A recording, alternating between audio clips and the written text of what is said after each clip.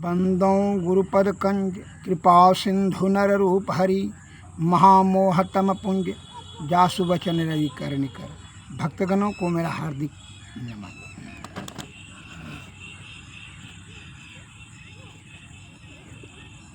ध्यान बिंदु उपनिषद सामवेद का इसमें पद आया है, स्व आत्मनं पुरुषम पश्येत मनः तत्र लयम गतम रत्नानि ज्योतिषं नादम तु बिंदु महे सर्वं पदम य एवं वेद पुरुषः स कैवल्यम सम सुनत इति उपनिषदः। अर्थात मनुष्यों को अपनी आत्मा की ओर देखना चाहिए, जहाँ जाकर मन लय हो जाता है। जो रत्नों को, चंद्र ज्योति को, नाद को, बिंदु को और महेश्वर के परम पद को जानता है, वह कैवल्य पद पाता है। यही उपनिषद है। श्री सद्गुरु महाराज। मनुष्य अपनी आत्मा की ओर ही देखना चाहिए, जहाँ जाकर मन लय हो जाता है। वह जो है, जो रत्नों को, चंद्र ज्योति को, नाद को, बिंदु को और महेश्वर के परम पद को जानता है, वह कैवल्य पद पाता है। यही उपनिषद है। और अत्र तत्र काम क्रोध मद मोह लोभ ईर्षा मत्सर ईर्षा राग द्वेष इत्यादि ये सब के विषय वासना के चक्कर में फंस करके अपने जो है कीमती आयु बल बुद्धि को खर्च नहीं करना चाहिए। आप अर्थात समझ लीजिए, बहुत से सज्जन ऐसा मन में विचार भी करते हैं कि अच्छा कल सत्संग करेंगे, परसों सत्संग करेंगे, अच्छा साल भर के बाद करेंगे, यह काम से निपटारा हो जाएगा तो वह करेंगे। एवं प्रकार से उनकी आयु और बल बुद्धि धीरे धीरे छिन्न होती चली जाती हैं और अनंतः शरीर को दुर्बलता को प्राप्त कर करके ध्यान भजन सत्संग करने के लिए शरीर जो है अत्यंत अयोग्य हो जाता है। और फिर अपना वही पुराना राग अल्पाते हैं और दुख को, भोग को बारे में ही चिंता करते हैं और चिंतन करते हैं, और उसी का राग अल्पने से कोई समस्याओं का समाधान नहीं होता है।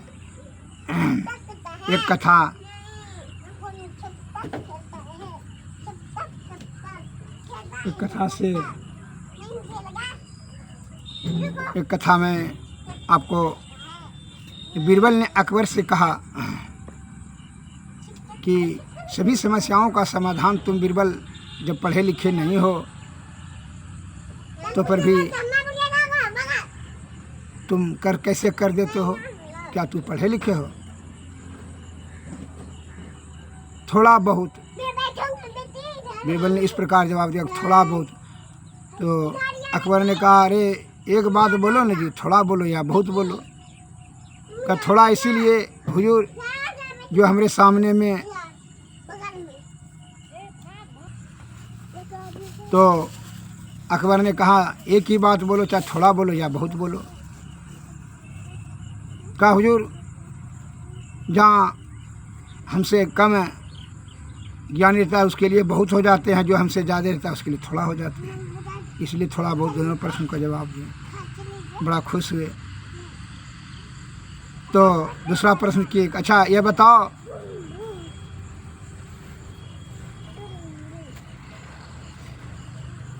कि एक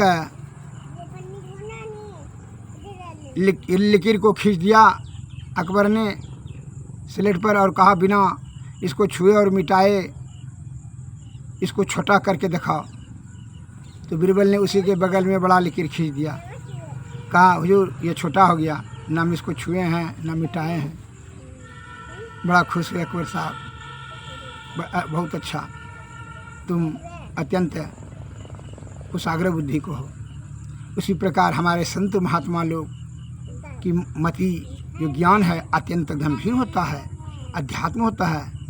वह परब्रह्म की प्राप्ति में जो लगते हैं वो आत्मज्ञान हो जाता है, और आत्मज्ञान से वो सभी समस्याओं का समाधान यथाशीघ्र कर लेते हैं। उनके मस्तिष्क में जो है गंभीर से गंभीर समस्याओं का बड़ी सरल और सुगमता से प्राप्त कर लेते हैं, समाधान कर लेते हैं। और बहुत से सज्जन विषय भोगी लोग कहता सो करता नहीं, मुँह का खाली लवार और आखिर धक्का खाएगा साहब के दरबार। केवल बोलता है करेंगे करेंगे, करता कुछ नहीं है, और जब नहीं करता है तो उसका दुर्गुण निकाल कर आलोचना करता है और उसका परित्याग कर, क्योंकि इसलिए परित्याग करने का उसका तो मन ही है। वो सत्संग क्या करें, सत्संग में ऐसे समय बर्बाद होता है, उसको करना नहीं, इसलिए इस बात को बोलना है। सत्संग का वो अर्थ भी नहीं जान रहा, अध्यात्म किसे कहते हैं यह भी नहीं जान रहा है, ईश्वर को देखने का चेष्टा करता है, लेकिन किसको देखना है, कौन देखना है, आँख से देखेगा कि कौन से सुनेगा, यह भी समझ नहीं सकता है कि कौन देखने वाला कौन है। इसलिए एक लघु कथा है कि कैसे विकट समस्याओं का समाधान संत करते हैं, उसके बारे में एक उपमा देते हैं। एक गरीब दरिद्र जो है लकड़ी काटते थे दिन भर, और जो है वही बेच कर करके जीविकोपार्जन करते थे, परिवार का भरण पोषण करते थे।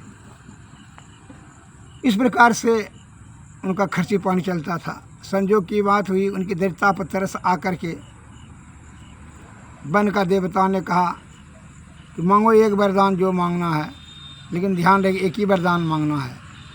कहा ठीक है प्रभु, हम परिवार से पूछ करके आते हैं।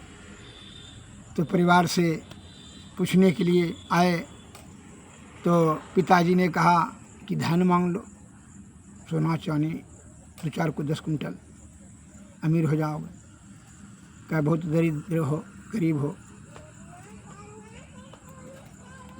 तो दूसरा पत्नी से जब पूछा, उसने कहा कि बांझ हूँ, कोई बाल बच्चा नहीं होता है, 15 बरस हो गया शादी से, तो इसके लिए गांव में कितना प्रतिष्ठा छीन होता है, इसलिए एक बेटा मांग लीजिए। माता से पूछा तो माता बोली बेटा मेरा नेत्र नहीं है, मैं सूरदास हो गई हूँ, आँख मांग लो। मैं तुमको बहुत कष्ट से जन्म दे करके पालन पोषण किए, बड़ा मेहनत से, माँ का आज्ञा का पालन करो। यह तीनों का इस प्रकार से इच्छा सुन करके उस सज्जन ने कहा कि एक ही वरदान मांगने के लिए कहा है, अगर यदि पिता का बात रखते हैं तो माता जी रुष्ट हो जाएगी, और माता का बात रखते हैं तो पत्नी रुष्ट हो जाएगी। तो अब क्या करें। उनका दिमाग जो है असंतुलित हो गया, गंभीर सोच में पड़ गया, चिंता में पड़ गया। चिंता और उदास से जो है वह ज्ञान उसका अब जो है काम करना बंद कर दिया। तो वह सत्संग में सुनते आ रहे थे कि सभी समस्याओं का समाधान संतों के शरण में जाने से हो जाता है। उसने सोचते सोचते वह महात्मा जी के आश्रम पर पहुंच गए, उनको दंडवत प्रणाम किए और उनके चरण में बैठ कर के सभी समस्याओं का उजागर किया कि महात्मन, एक देवता ने हमको एक वरदान मांगने के लिए कहा, और पिताजी से पूछे तो बोलता है सोना चांदी मांग लो, माता कहती है आँख मांग लो, और पत्नी कहती है कि पुत्र मांग लो। अब क्या मांगे, एक ही वरदान मांगना है। अगर यदि पत्नी का बात रखते हैं तो माता पिता रुष्ट हो जाते हैं, और पिता का रखते हैं तो माता रुष्ट हो जाती है। एवं प्रकार से यही चिंता से हम बड़ा दुखी हैं। इसका समाधान कैसे होगा प्रभु, इसके लिए आपके शरण में आए हैं। तो महात्मा जी ने कहा हो जाएगा समाधान, इनको बड़ी बात नहीं है। तो कहा क्या, उन्होंने कहा कि जाकर के वन के देवता से तुम मांगो कि मेरी माता जी ने अपने पोता को सोने के झुलवा में दूध भात सोने की कटोरी में 100 वर्षों तक खाते हुए देखना चाहती है। यही वरदान जाके मांग लो, इससे तीनों का इच्छा पूर्ति हो जाएगा। इस प्रकार जो है वह सज्जन गए, बन के देवता से कहा, भगवान मेरी माता जी का इच्छा है कि अपने पोता को सोने के झुलवा में झूलते हुए, सोने के कटोरी में दूध भात खाते हुए 100 वर्षों तक वो देखना चाहती है। इस प्रकार का ही आप वरदान देने का कृपा करें। देवता ने कहा, एवं मस्तु, ऐसा ही होगा।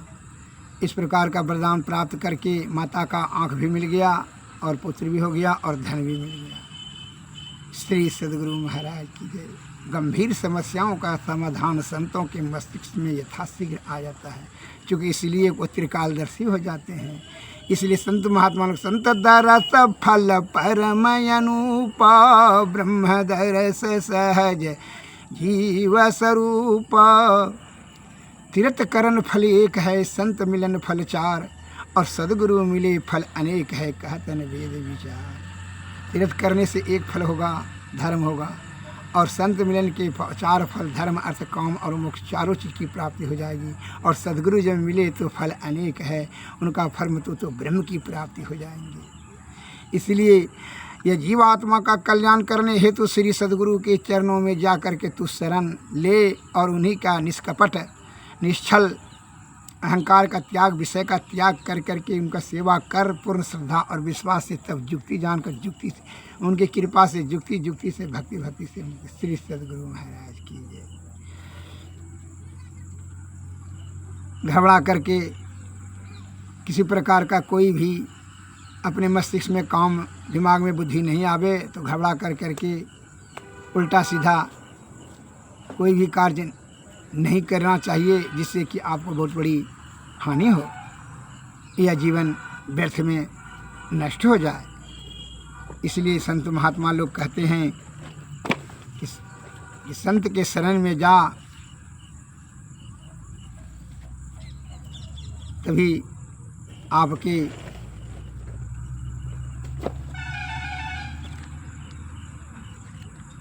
जीवन कृतार्थ हो जाएगा।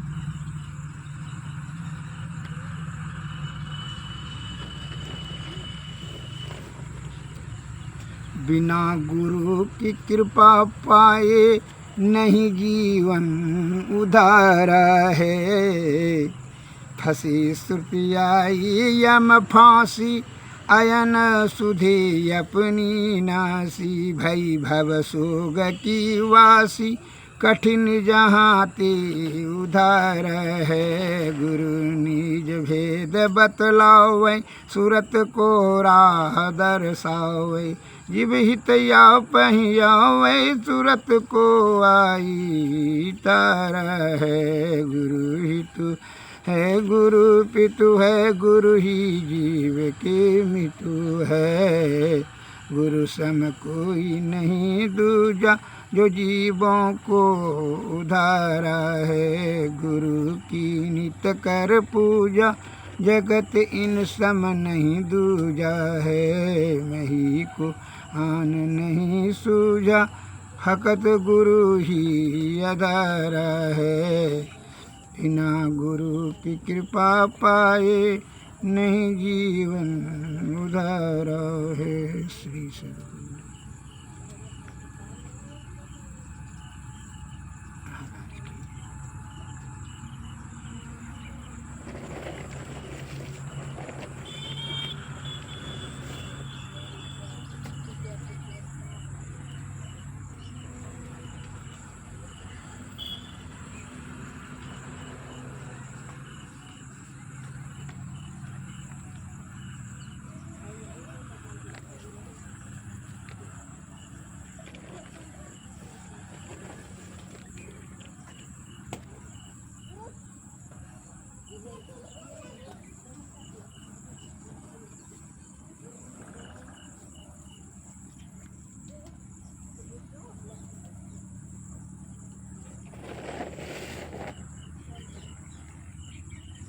जो विषय भोगी है, विषया आसक्त होकर के नाना प्रकार का वह अहंकार को पोषण कर लेता है, और मन की बेईमानी के कारण से जो है विषय में आसक्ति हो जाती है और आसक्ति के कारण से नाना प्रकार का जीव आत्माओं को योनि योनि भटक कर करके दुख भोगना पड़ता है। अतः उससे निवृत्ति प्राप्त करने के लिए जो है संत के शरण में जाना अति अनिवार्य है। यह भूल जाता है कि मौत निश्चित है, यह शरीर का अभिमान नहीं गई। इसलिए संत महात्मा लोग कहते जा दिन मन पंछी उड़ जाई हैं, ता दिन तेरे तन तरवर के सब पात झड़ जई हैं। या देही का गर्व न करिए श्यार कौगे गिद खई हैं, तीन नाम तन विष्टा किरमि होई ना तरखा कौड़ई।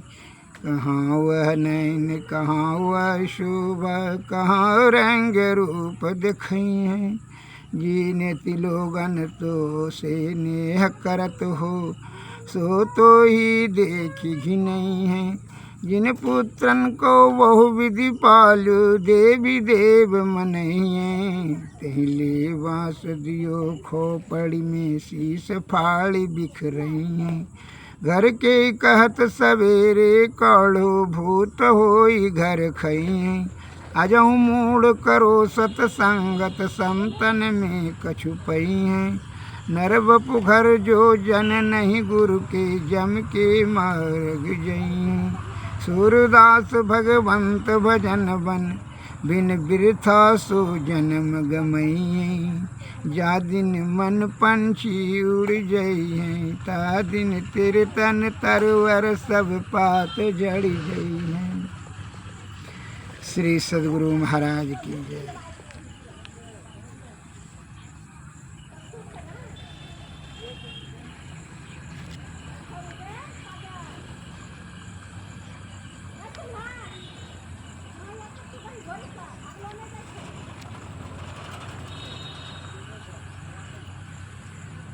श्री सद्गुरु महाराज।